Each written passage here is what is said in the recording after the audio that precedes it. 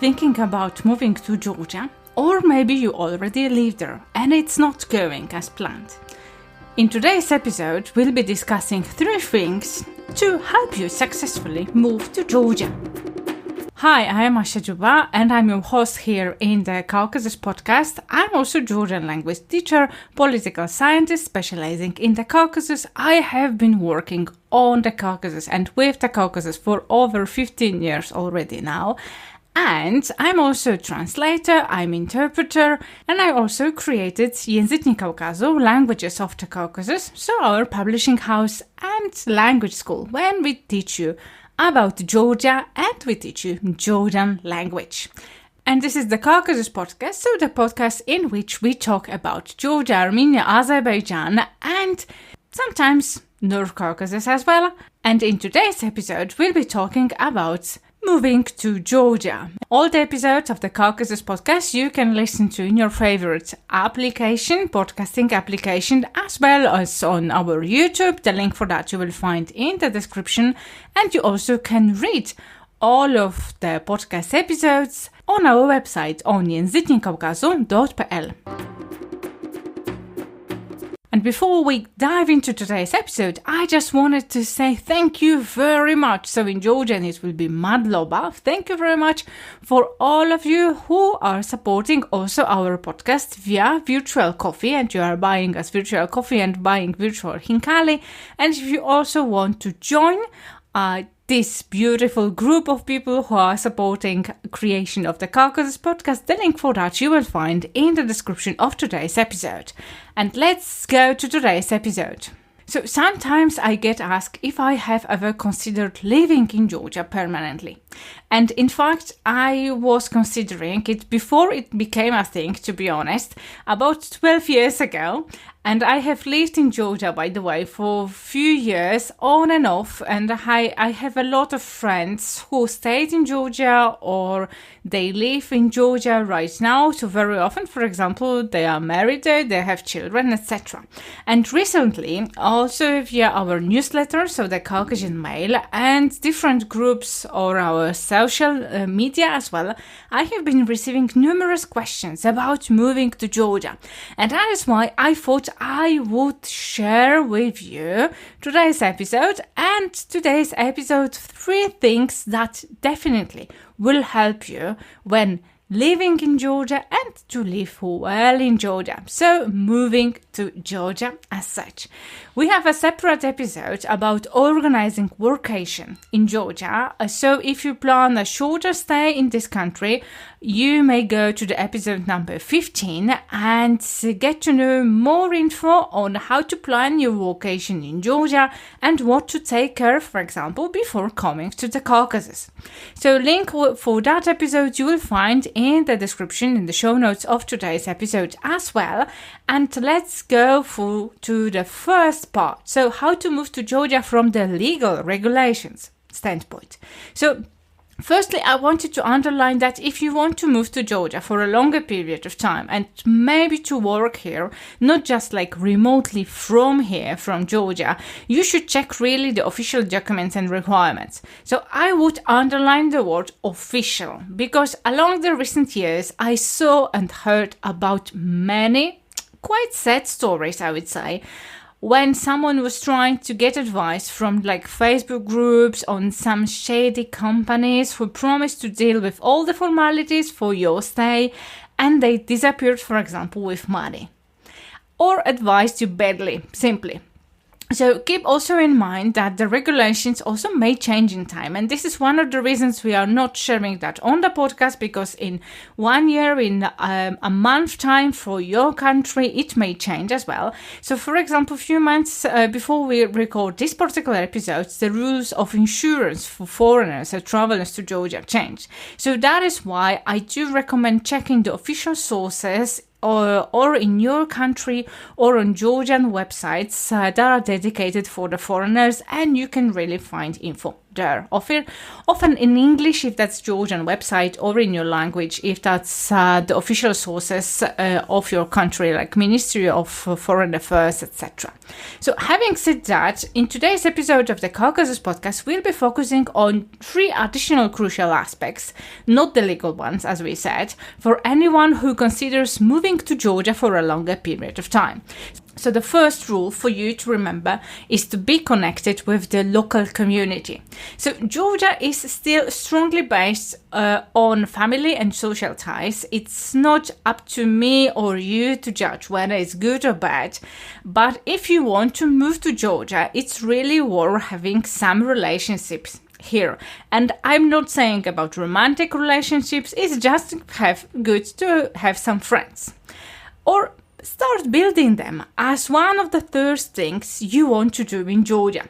So if you know someone who knows, for example, someone else, you will learn very useful information very often, and it will go much faster in Georgia probably, and you will find maybe a job or be advised how to look for something, etc., or be to find a better doctor, or to solve another urgent problem. And this is how it works in Georgia. I just mentioned with the official sources, it's very good often to check that on official websites, for example, but in many other situations, this family-based social ties are very, very helpful. I remember when I moved to Georgia for the first time, I really tried to get to know almost everyone I could, really, to the extent, of course, I could do that, being an introvert, and starting with people at my workplace and at university, because I was starting as well, till the people working in a grocery store that was next to my flat, and the security guards in my building as well. I can guarantee it will be also much easier for you to understand traditions and rules that you won't really read about on travel blogs, or maybe someone will explain them to you, for example. So this is also one of the options. So one of the common mistakes I observe as well among non-Georgians moving to Georgia is to meet mainly with non-Georgians. So other people from their country or their continent or their cultural bubble. I get it really that sometimes it may be easier to connect, to speak, or to have the same cultural codes, etc., or less cultural differences, let's say. However, that will leave you with not really knowing Georgia as such, and not being able to deal with some situations, for example, when common rules apply, or worse, you may get frustrated with some behaviors you would otherwise quickly understand. So, hence, as the family and social ties are the basis of Georgian life, it should be also basis of your activities as well to get some friends that are Georgian. So today we talk about moving to Georgia, and if you want to know daily life in Georgia better than you do right now before deciding for this move, or you have already family or friends from Georgia and you want to better understand simply the culture, or maybe you like Georgia, but Georgians sometimes surprise you from their cultural and daily life perspectives. You can do this with our online course, Georgia, Modern Life and Traditions. We'll be talking about modern life in Georgia from the perspective of politics, economy, labor markets, immigrants, digital nomads, so all the basic stuff you want to know about Georgia. Also family and social relations, so we'll be diving in those topics for you to get to those better. The role of the tradition, the religion in daily life, and also Georgian traditions, holidays, supras we'll be talking about as well, and how Georgians spend free time. And the last topic, this is the most important, and cultural figures and those events that every Georgian knows. So if you join before October 21st, 2024, you will get not only the lifetime access at a lower price, you will be also participating during live meetings within the course. But if you listen to it later on, so after the October 21st, no worries, because you may also sign up on our website on językniekaukazu.pl for the course, and you will get access to all the lessons, and you also can be in direct contact with not only me, your teacher, during your course, but also with other participants via chat on the platform that the course will be on all the time. And you also get lifetime access with all the updates. So if you want to know Georgia better, you want to dive in this modern life and traditions before moving into Georgia, or maybe you're already there and you want to learn more, not only from your bubble perspective, but to widen your perspectives about Georgia, go to językniekaukazu.pl and you sign up for the course. Okay, so we said about the role of family and ties, social ties. So the second part is, I would call it like testing the idea of moving before you decide to move for a longer period of time. Because I remember the first time I lived longer than like dozen or so weeks in Georgia. And I reached the point where I went from being like a tourist, a visitor to a country, to becoming a local. And I discovered that when demonstrators, it was several years ago already, so demonstrators were blocking Rustaveli Avenue in Tbilisi, and I was 30 minutes late for my scheduled work meeting. I was going using marshrutka at that time. I remember that moment very, very vividly, because there was like detour and traffic jams because of the demonstrators and the rallies. And instead of feeling curious as before I did, because that time I was working as a journalist and correspondent from Georgia. That was my job, also to cover the demonstrations, and I was doing that for a couple of months already. I have been doing that time. I sat in marshrutka at that moment and I complained with other passengers like, damn, we are all being late because of the demonstrators.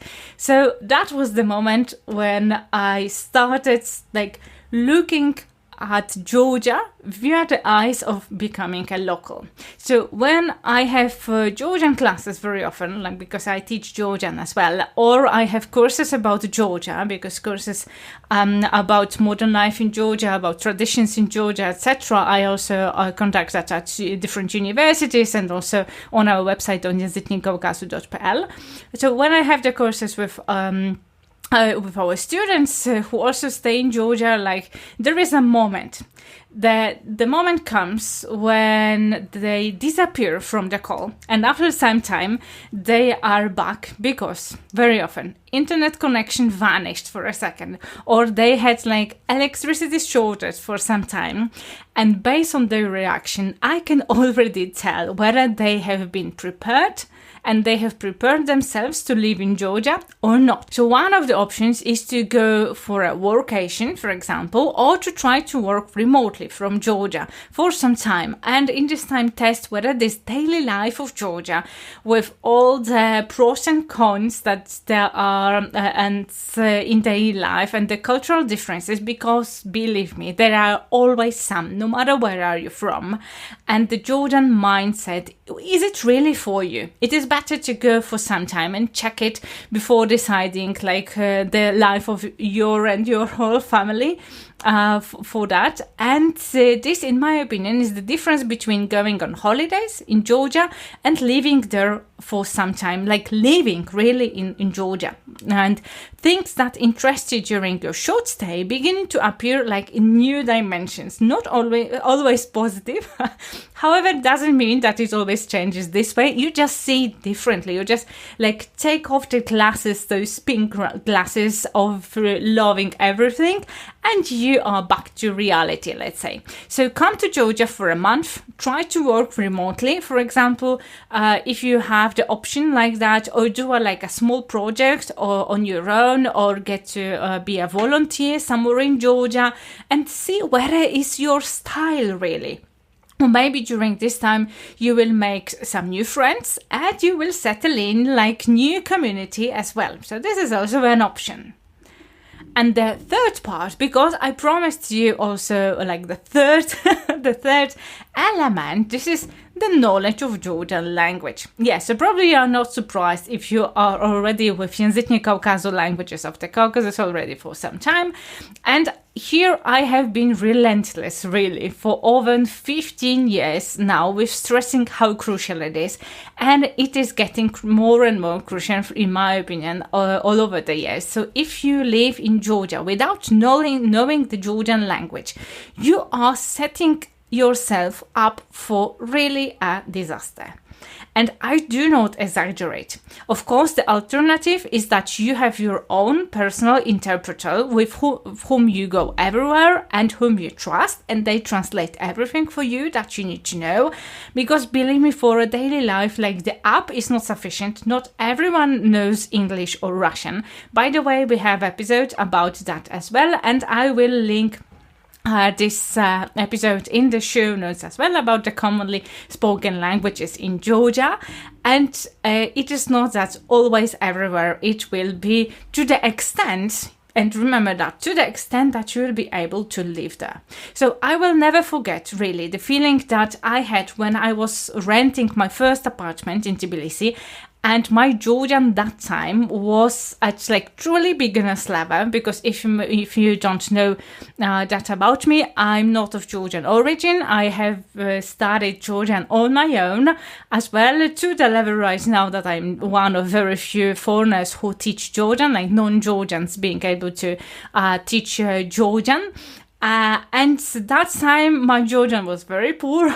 I just knew several words, and only the fact that the real estate agent that time was recommended by the embassy and my friends as well, it put me a little bit at ease, because I'm not sure how it is with you, but I feel really a huge discomfort when I cannot read the conditions of agreement I have to sign, or some documents I have to sign, or I don't know what the apartment owner and the real estate agent are talking about with them together.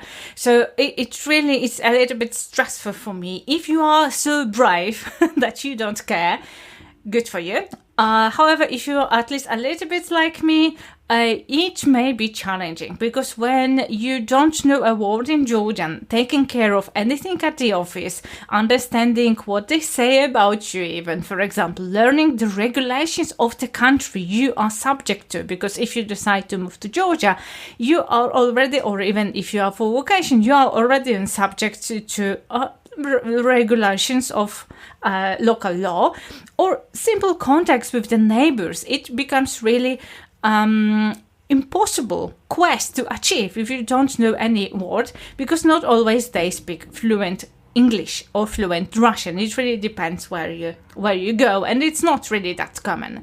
So I don't mean, of course, Georgian, you have to learn Georgian at the level of reading Rustaveli's medieval masterpieces. No, but start with the basics. Start with learning the alphabet. Start with the letters, so that you can at least read some inscriptions or receipts or message from your gas company. You know whether your gas will be not working for some time, or maybe they are saying that everything is fine and it's just an advertisement, etc.